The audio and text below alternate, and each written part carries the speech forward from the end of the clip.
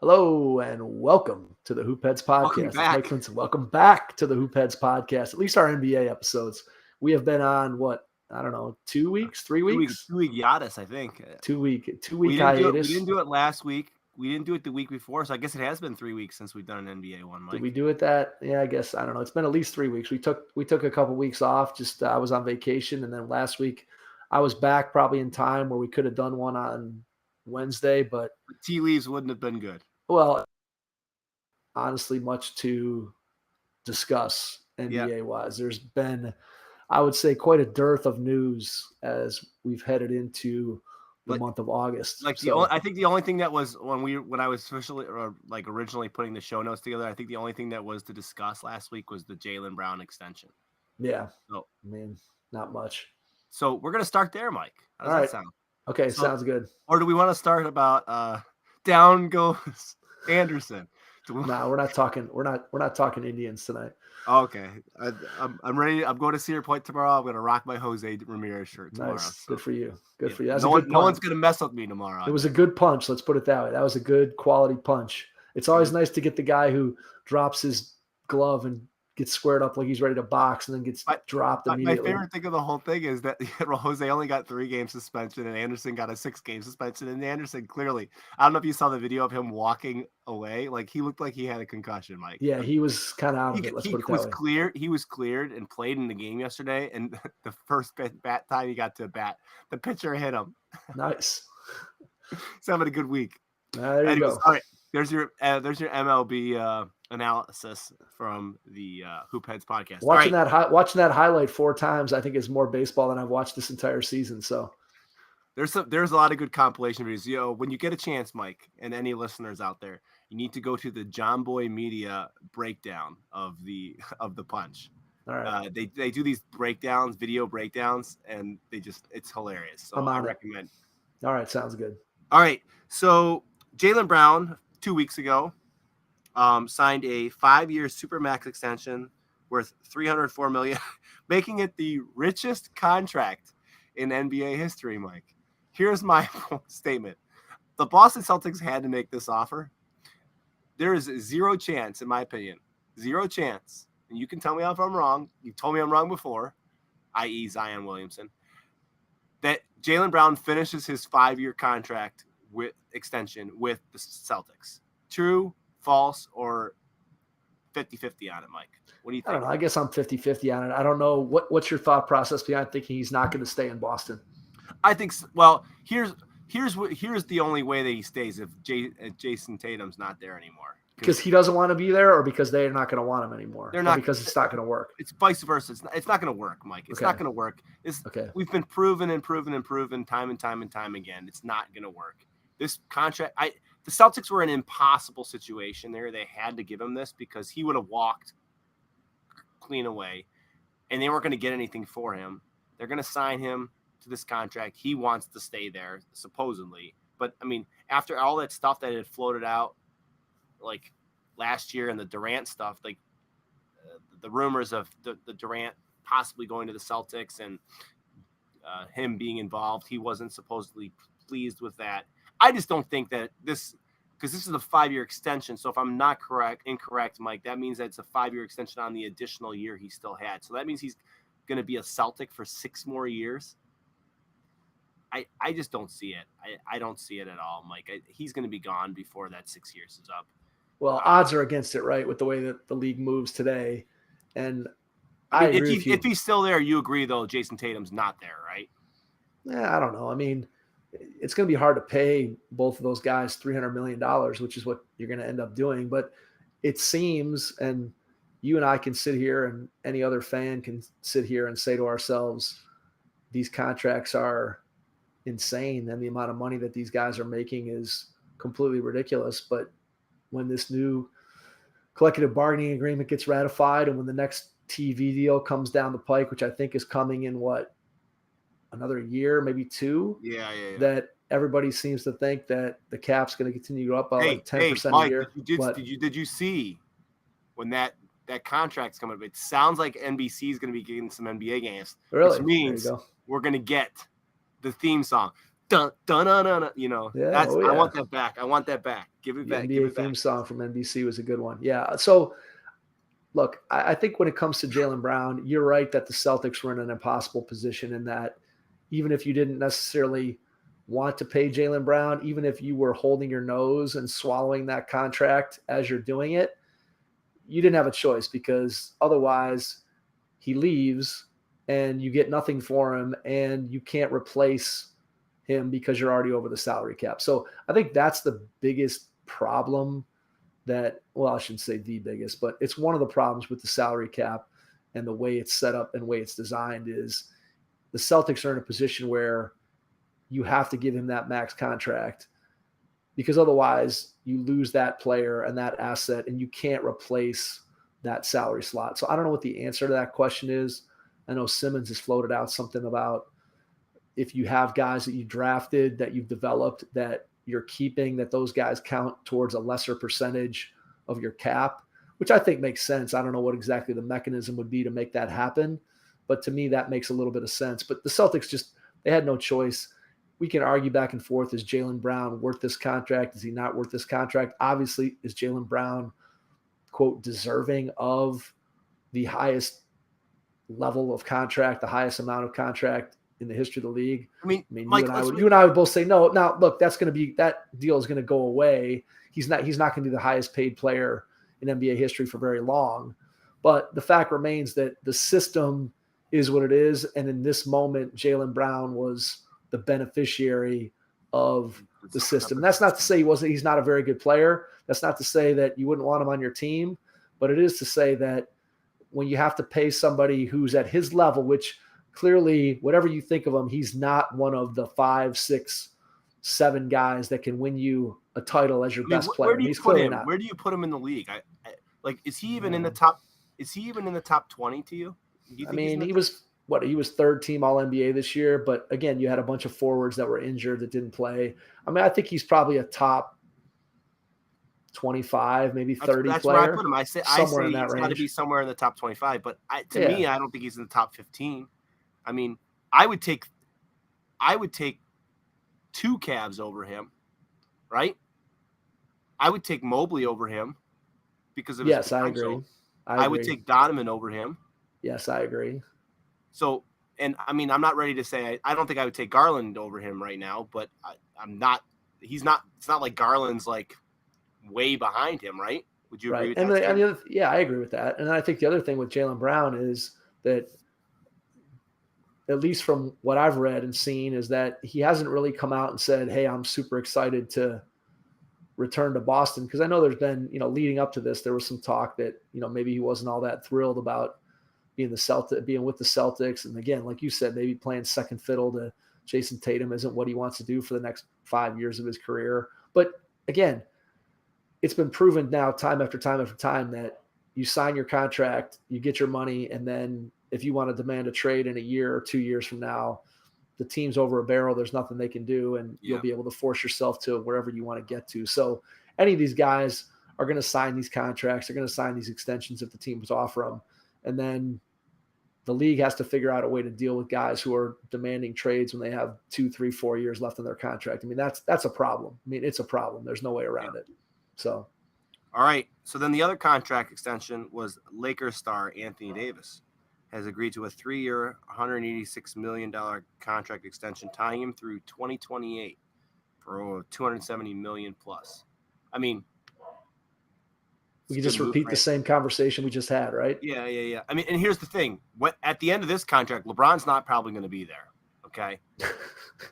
You know what? Right? The funniest thing that I heard today, I think mismatch. I want to say it was the mismatch today. I know I saw they posted a podcast. I've not listened to the mismatch at all in the offseason. So I'm pretty sure it was them, and they said something to the effect of, well, that when AD signed this when he signs this extension, it's really good because now as LeBron starts to age, Anthony Davis can really take over. Isn't that what they said when he first signed with the Lakers like 6 years ago? that when LeBron started to age and AD was going to become the man and take over, I literally started laughing out loud. I was like, well, I don't know if that's more of an indictment of AD or just another testament to the longevity so let's just say, of LeBron. Mike, how many years legitimately does LeBron have left? 3? I don't know. I mean, at what level? I mean, the guy averaged 25, 7, and 7 last year at age 38, 39. I guess the question becomes like, at what point does he not even approach being LeBron? At what point can you not even see the old LeBron? Here's my question too, Mike. Does the Bronny James cardiac arrest incident change his mindset? Does he say, you know what? I'm put too much pressure on. I mean, and once again, listen, I know LeBron is not, I'm sure he's somewhat egotistical. Okay. I get it. Listen, but his son having a health issue. I mean, we haven't heard anything about the likelihood that he's going to play. I mean, no, we've heard nothing. We've heard nothing, which doesn't necessarily, to me, bode well for that happening. How much does that play into, well, I originally had hoped to play in the league with my son, but now I don't even know if he's going to like play anymore. Right. Is he going to play anymore at all? So like, does this not, I honestly don't think, I think he's going to do he's not going to do this is my last season. I don't think he'll do that. I don't think it'll be Tim Duncan where he will just quietly retire, but I think he's going to be somewhere in between. I think he's going to play a season, not say anything, and then at the end of the season have a press conference and say, I've decided I'm hanging him up. Where do you think? Do you I don't see him doing the Kobe Bryant, I'm playing one more season stuff.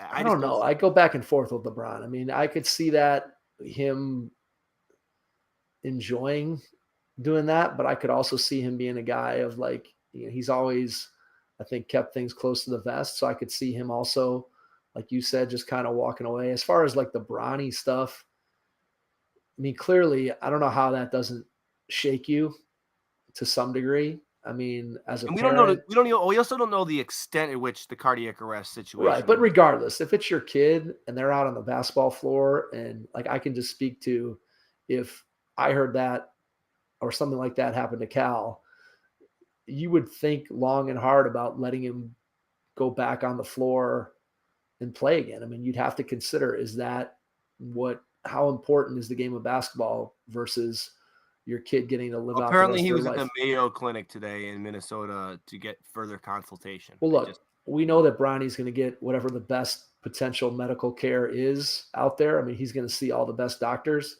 So you would think that whenever his period of being examined and determining what was going on and what could potentially happen in the future, you're going to think that you're going to have as accurate of a picture as you possibly could have for any private citizen. I mean, it's hard to believe that anybody would get better medical care or have access to better medical care than Bronny.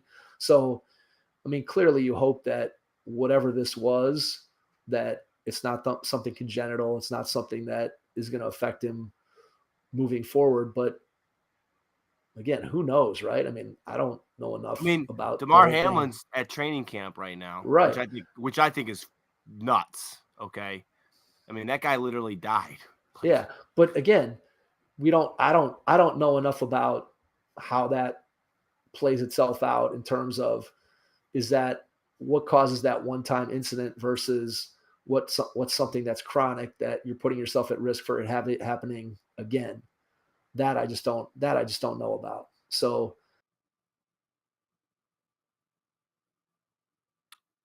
we lost Mike. Hold on.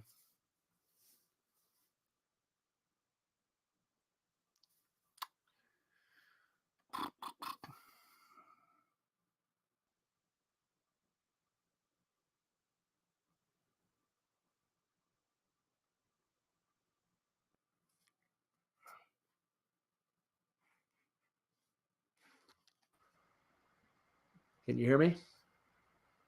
Can you hear me now? Are you there, Mike? I'm here. Can you see me? Yeah. What happened? Did you bump your microphone? I don't know. No, I have no idea. Oh, nothing. Okay. I mean, All right. nothing happened. So Audio listeners, apologize for that. God, All right. I don't know what.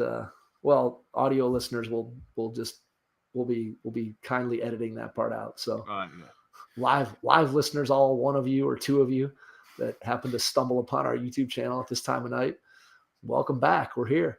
We're here. So all right. So the bottom line is, here's the thing. Okay. So going back to the original thing that we posed, Anthony Davis, when he finishes this contract, I don't see LeBron still playing basketball.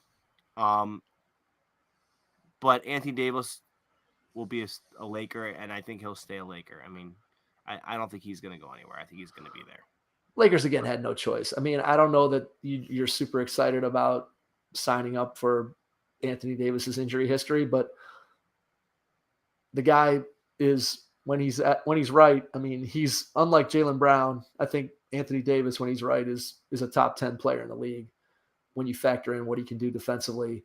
And then he's never going to be, I don't think, a number one offensive option on a championship team, but he can clearly be a very, very good number two option on a championship team. Probably about as good of a number two as you could hope for when you factor in what he does on the defensive end of the floor. So If you're the Lakers, you're happy to lock this guy up, not let him get to free agency, and roll the dice that he's going to stay healthy. And look, that's any NBA star. I mean, what you're really looking at is, as we move forward here, the combination of, this is what I wonder, the combination of how big these contracts are getting, combined with the risk of, man, if this guy gets hurt or he sits out seasons or games or whatever it might be, if he's missing significant time because of injury and we're paying him $60 million a year or $70 million a year, like that gets pretty crazy pretty fast.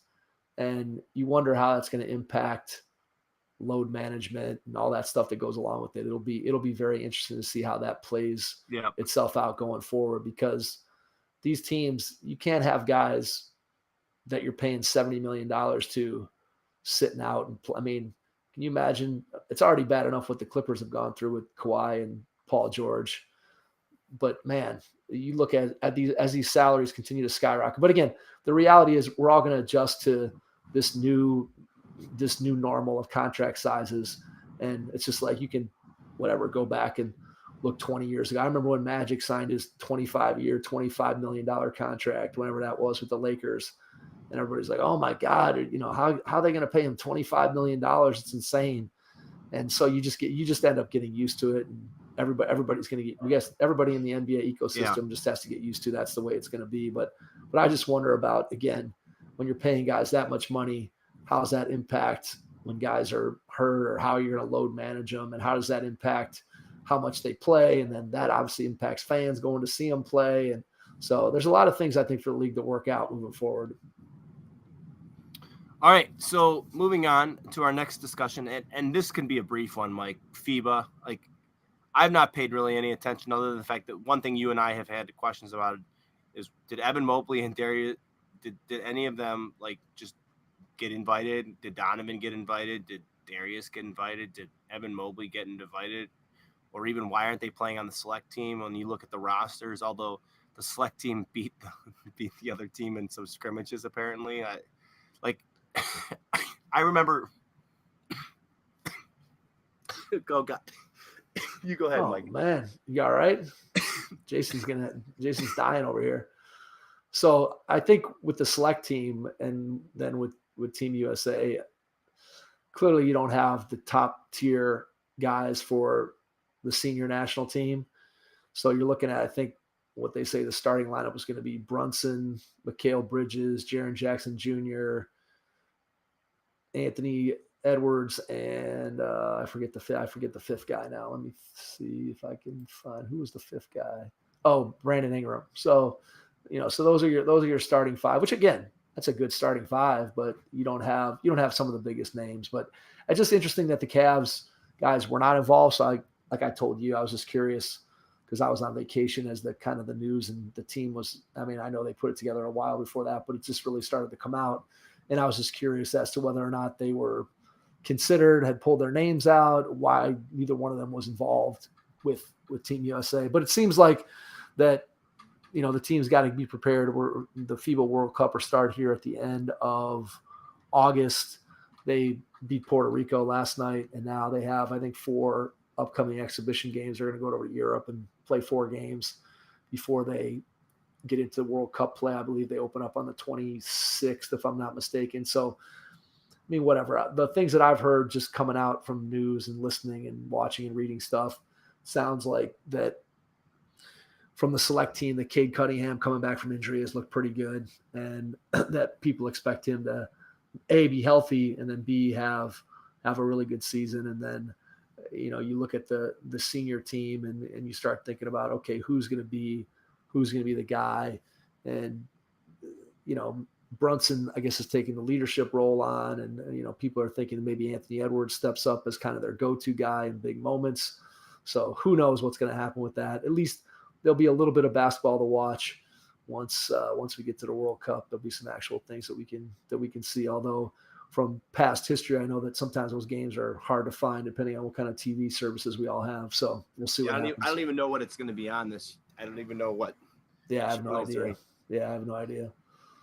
Yeah. So all right. we'll so see. Then you had the idea for this other topic, Mike. So I'm going to let you explain. All right. So just, you know what, honestly, what got me thinking about it is just hearing all the news about like how good Cade Cunningham looked, and also Jalen Duren from the Pistons as well. That, you know, these 2 guys are really playing well for the select team. And, you know, hey, you combine them with Jaden Ivey, and then you got the Thompson twin, and man, you know, maybe Detroit's got something.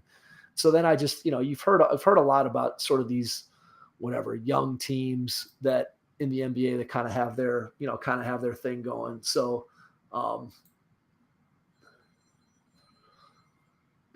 anyway, I thought you were calling me, man. Somebody was calling me, so I thought it was you. Oh, you got a big time, huh? Thought it was you. I don't know. Big time calls at 10:35 at night.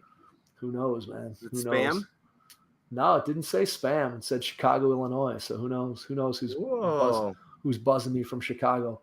But nonetheless, I guess what I thought is that we first of all figure out like which teams would we consider to be young up and coming teams, and then if we had to rank those young up and coming teams, how would we rank them, or which one of those teams would you want to coach or be a fan of or be the GM of? So let's kind of go through and just figure out what are the list of teams that we would consider to be young up and coming teams, not young and crummy teams or young and completely tanking teams. Okay, so let's go with the East first. We'll start with the East. I would say Detroit.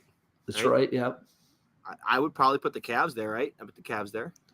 Nah, Cavs are too far along. I think the Cavs are too far along the road. I mean, they finished fourth in the league in the conference. What about Charlotte? Charlotte, I think yes. I don't know if they're up and coming, but I think you got to throw them in there. They're young. Orlando? Yeah, Orlando. Orlando's in the news for not as so good PR reasons right now. Yeah, that's all right. Right? Yeah, I saw that. Anyways, Eastern Conference teams. Other than that, I think there's one more. Indiana. Yeah, I think Indiana. Washington, we can kindly eliminate the Washington Wizards, who are, I would say, maybe young, but young and tanking. So I don't think they're up. They're definitely, whatever we think of Charlotte, Washington is definitely a notch below Charlotte in terms of wanting to compete. Right. So we got 4 Eastern Conference teams. Hear me out. Okay. Portland Trailblazers. I mean, I don't think not until they trade Dame, because you don't know what they're going to get for Dame. So I think you leave Portland out. Okay. All right. I think there's only 3. I think there's only Oklahoma 3. City? Oh, I guess there's 4. Yeah, I guess. I mean, the Thunder's close. I mean, the Thunder is. Let's include the Thunder. Let's include the Thunder. Oklahoma City. Yep. Sacramento. No, Sacramento finished 3rd. Oh, okay. Come on, man. Look at the bottom of the league. I don't have route. I'm doing Utah.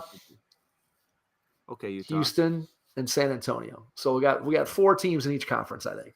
Okay. You wouldn't throw Minnesota in there, right?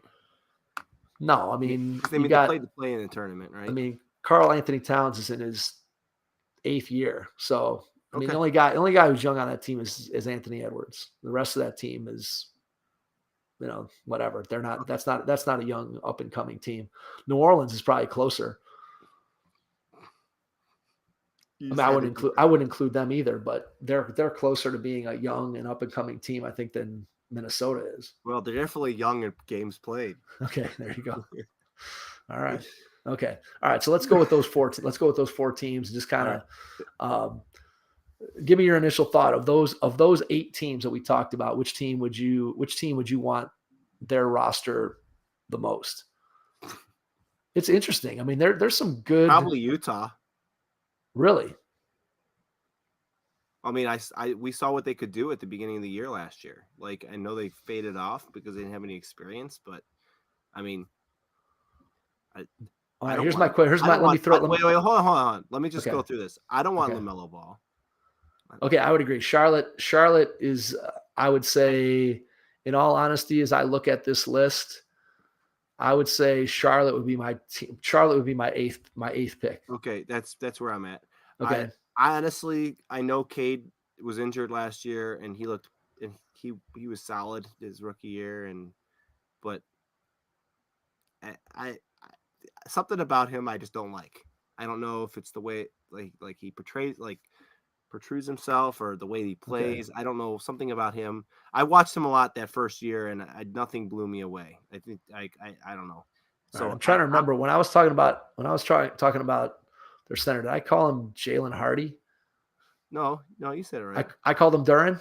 Yeah, you call him. All right, good. Okay, good. That's I'm sitting here thinking. You've been watching the Hardy Boys too much, Mike. Yeah, I guess so, man. must have been, man. Thank God that's over. Oh, is it over? You're done with it? Oh, we finished it. Yeah, it's over. Thank God. All right, got to find out the next adventure. Yeah, exactly. Anyways, okay, so I'm out on Detroit. Okay. Indiana piques my interest. Okay. They played us tough last year. They played the Cavs tough in pretty much every game. So you could probably, from the Eastern Conference, I think Indiana's at the top. Would you agree with that? In the Eastern Conference, Indiana's the top of the 4. I mean, I know you love Markelle Fultz. I know you do in Orlando. I guess when I look at, he's not young anymore, Mike. Let's be honest. No. I wouldn't. I mean, if I'm going with the Magic, you're not basing it on Fultz. You're basing it on Paolo, right? Yeah. I mean, you're saying that Paolo and Franz are going to, and the 2 guys they drafted this year. Jonathan Isaac play a minute this season. Probably not. Anthony Black from Arkansas, and then they drafted Juwan Howard's kid out of Michigan. So, who knows what those 2 guys become. But if you're betting on Orlando, you're betting on Paolo and Franz to be 2 guys that can get you there. I think Indiana has to be the top team in the East, right? Indiana's probably going to finish with the best record, I would say, of those 4 teams. I mean, I think Halliburton is probably that good, where he's the only guy in this group that's been. Well, I guess LaMelo was an all-star. Here's the other thing they have going for them. They have a proven coach, right? I mean, right, that's true. They've got a proven coach. I mean, who's Detroit's coach? Detroit's coach, didn't they just hire Monty Williams, right? Okay, well, Monty Williams has proven that good coach. He's a good coach. Look, I like Detroit. I like Detroit's talent. I'm not necessarily in love with Charlotte. I mean, I'm not a big LaMelo fan, and Brandon Miller, I'm gonna have to wait and see with him. He can't stay out of foul trouble. Okay, well, who knows? But I'm again least interested in Charlotte. I think if I had to pick these teams, I mean, when I'm looking at how they're going to finish this year, I think you probably go Indiana, then Orlando, then Detroit, then Charlotte, probably, if I'm trying to pick in order. For the long term, it gets harder as to which one of these cores you would want moving forward. Because I think probably, I mean, Halliburton is young, and you got Matherin, and they got a lot of other pieces and guys that I think can help them. Orlando, like we said, you got Paolo and Franz as your 2 centerpieces. And then Detroit, theoretically, I mean, you could make an argument they have 4 really good young players when you think Cade, Ausar Thompson, Ivy, and Duran. So that's a pretty good nucleus moving forward if Cade develops into the type of player. I mean, obviously you need Cade to be a top 10 player in the league, which who knows if he's ever going to get there. But I mean, long term, I honestly, I don't know. I guess maybe I trust Indiana's franchise the most. And so maybe even though they don't have as much high-end talent, I might go with Indiana. Okay. But I think I like Detroit's nucleus honestly the best in terms of the depth of their young players. I think those 4 guys are better than any 4 young guys that any of those other Eastern Conference teams have. Okay. So, all right. So I guess I think that, but of all of the teams, it's either it's got to be Utah in the West and Indiana in the East. However, I will say Oklahoma City is interesting too, just because they have all those pieces. SGA they're going to is be better. They're going amazing. to be better than. I mean, to me, I think I would least like to have Utah. Even more. You want to know why? Why? Because I just don't think if like you're looking at Utah, right? Like who's Utah's best player?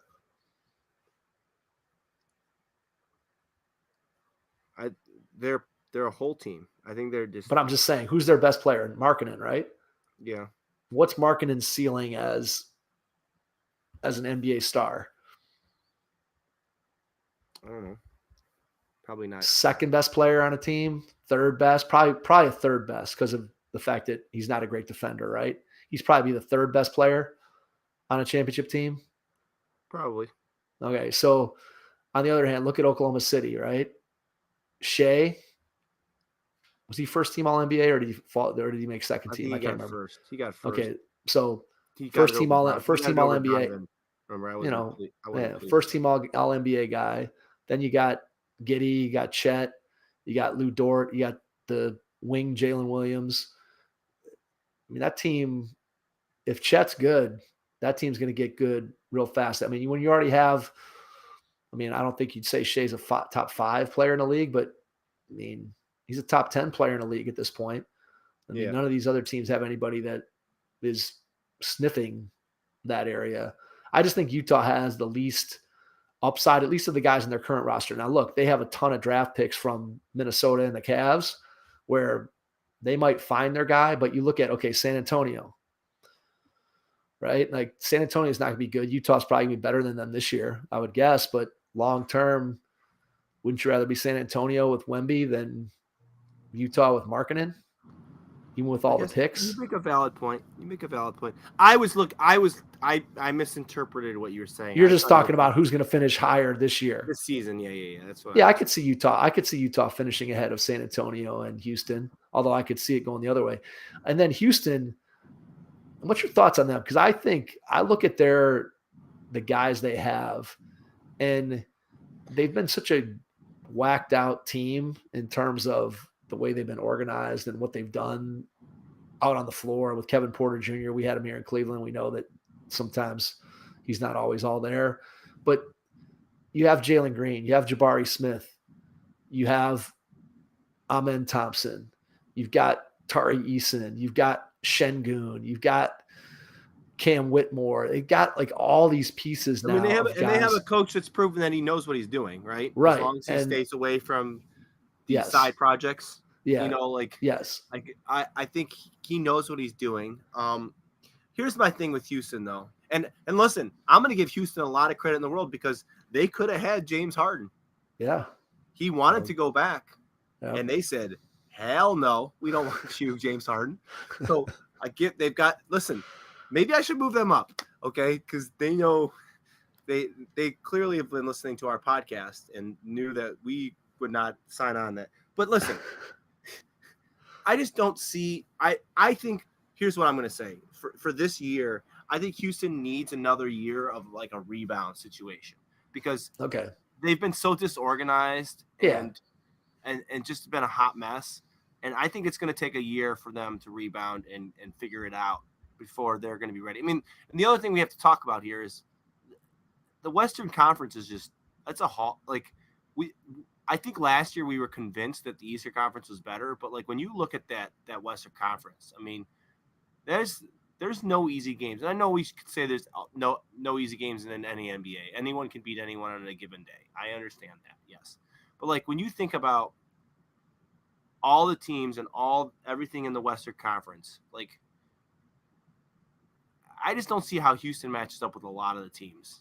Like if they were in the Eastern Conference, I probably would give them a better chance to have a better like a higher Yeah, record. they're going to be super young. I mean, I think you're right. When you look at it, really, if Dame stays in Portland, if that happens and they don't trade him till the trade deadline or whatever, you're looking at no team potentially in the Western Conference would be actively trying to tank. I mean, they might end up tanking in the last 10 games of the season, but no team is going to go into next season thinking, hey, we're going to tank it and right from the beginning of the season. There's no team. Now, if Portland trades Dame, maybe they fall into that category, but everybody else is going to be trying to win to some level of success. I think with Houston, I think you're going to know whether or not they have a legitimate shot at being a good team at some point during this season. Towards the end of this season, when you see once they've had a year with Udoka coaching them and getting them organized and putting them in position where they can be successful, I think you're going to find out whether or not that team makes sense. Or maybe they're going to find out that, hey, 3 of those guys are part of our future and 3 of them are not, or 4 of them are and 2 of them aren't, or whatever it may be. Yeah. But I like the talent that Houston has put together. And obviously on the Spurs, if Wemby lives up to the hype and doesn't get injured, the sky's the limit for San Antonio. So I think what I would say is if you're looking at this season, I think you go Oklahoma City, Utah. I still think Houston. I still think San Antonio is not going to be as good as people think. I just don't think Wembanyama is going to have that big of an impact on winning. Maybe I'm wrong, but I don't see where he's going to buck the trend of rookies over the last 15 years where almost none of them have any real meaningful impact on winning. I mean, I know the guy's good and I know he's 7'5" and all the things that he can do, but I just don't see him having that big of an impact on winning. So I would think San Antonio would be at the bottom of that. Yeah. Long term, I would put, it's hard though. Like I would put the Jazz at the bottom, but like I said, they have that big treasure trove of picks that either they could make those picks or they could consolidate those and trade for a star or do something, who knows? But if I was picking, I would put Utah at the bottom of teams I would want for the long term. I think you'd be silly not to put San Antonio at the top based on what everybody says about Wemby. And then, I mean, Shea's already a top 10 player in the league, which doesn't happen every day. So are any of those Rockets going to develop into a top 10 player in the league? I mean, maybe, but probably doubtful. So I think I'd go long term. I'd go San Antonio, Oklahoma City, Houston, Utah if I was going long term. And we have to also remember, Mike, that all these rosters are so in flux nowadays that what we're talking about now is a hypothetical situation because there's going to be player movement, right? Yep.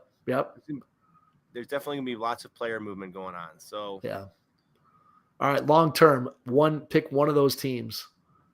You want one team for the long term out of those 8. Which of those 8 teams are you taking? At this moment, I'm going to take the team that has, in my opinion,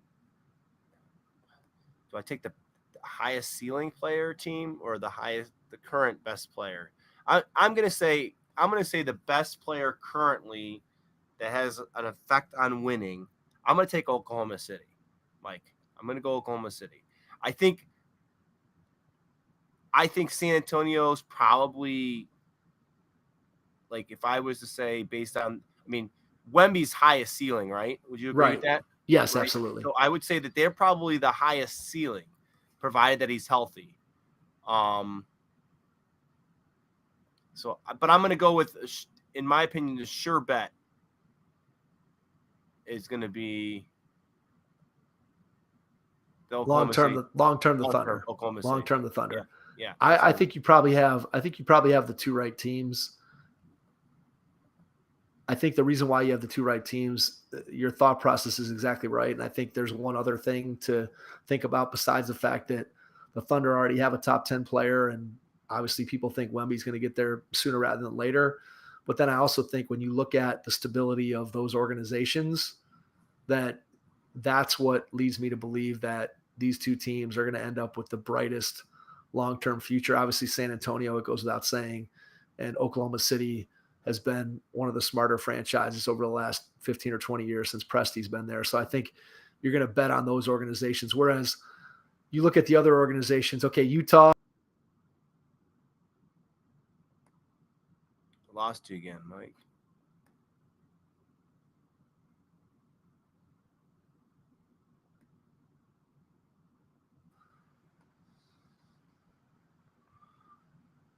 Am I back?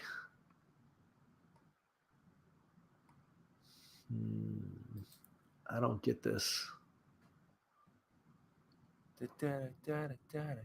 Sorry for this. Where Mike went, I don't know. Don't know where Mike went. He's gone. He's gone. He's like completely gone. Hold on. I'm gonna do this on the fly.